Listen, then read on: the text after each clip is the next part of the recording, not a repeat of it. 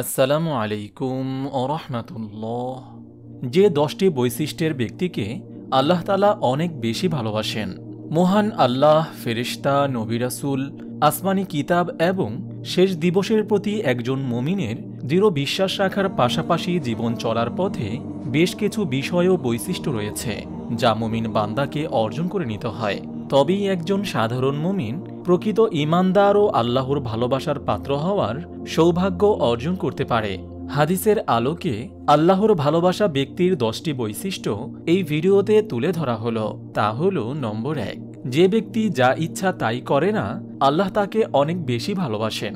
আল্লাহর প্রিয় মুমিনের গুরুত্বপূর্ণ একটি বৈশিষ্ট্য হল তারা দুনিয়াকে আপন মনে করে যা ইচ্ছা তাই করে না, বরং এই দুনিয়াকে সামান্য সময়ের অবস্থানই মনে করে আল্লাহকে স্মরণ রেখে সকল কাজ সম্পন্ন করে।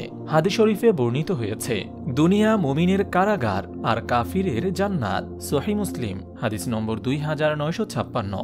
নম্বর 2, যে ব্যক্তি মানসিকভাবে শক্তিশালী, আল্লাহ তাআলা তাকে অনেক বেশি ভালোবাসেন।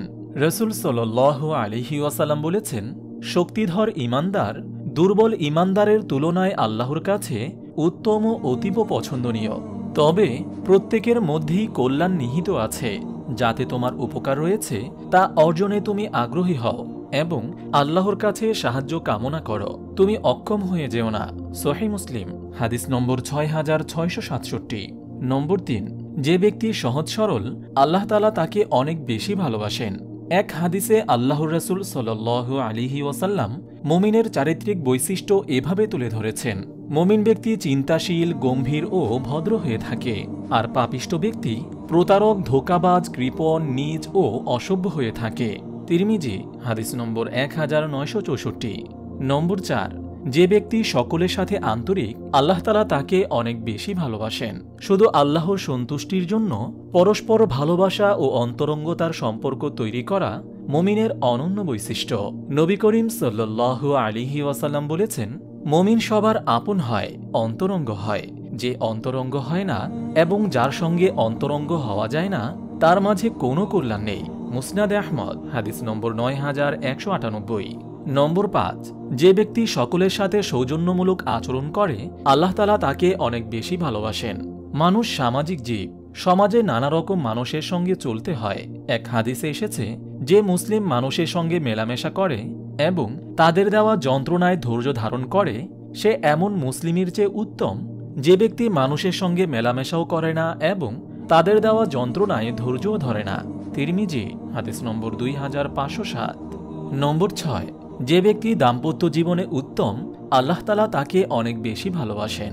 স্বামী স্ত্রীর পরস্পর আন্তরিকতা ও ভালোবাসা আল্লাহর দেওয়া এক অপূর্ব নিয়ামত। তাই কোনো মুমিন দম্পতি একে অপরের প্রতি ঘৃণার আচরণ করতে পারে না, বরং কারো ভুল হলে পরস্পর সমাধানে এগিয়ে আসে।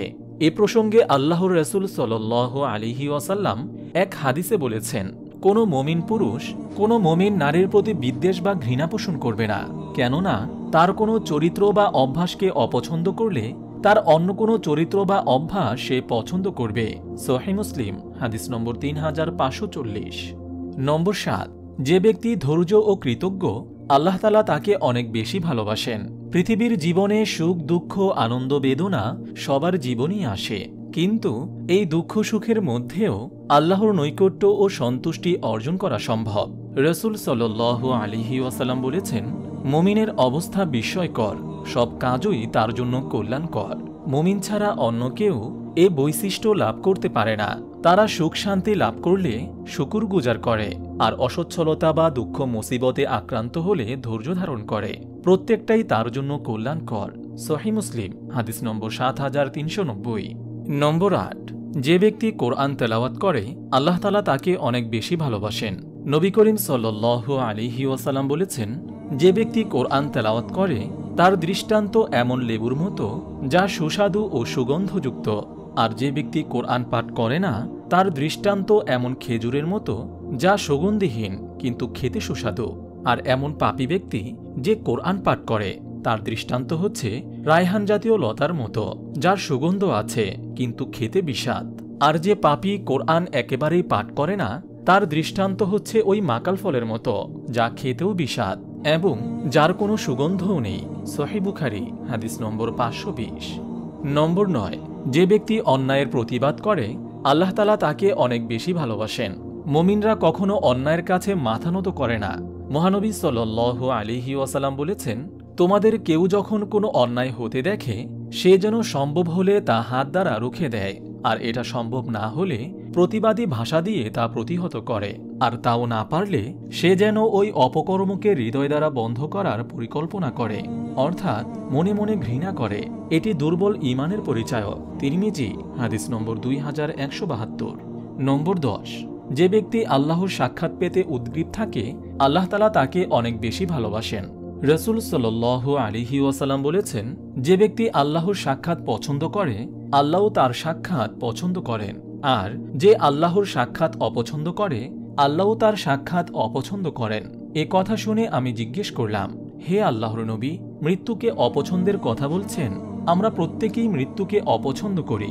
রাসূল সাল্লাল্লাহু আলাইহি ওয়াসাল্লাম বললেন, সেটা নয়, বরং মৃত্যুর সময় যখন মুমিনকে আল্লাহর রহমত, সন্তুষ্টি ও জান্নাতের খোঁজখবর দেওয়া হয় তখন সে আল্লাহর সাক্ষাৎ পছন্দ করে, আল্লাহ তার সাক্ষাৎ পছন্দ করেন।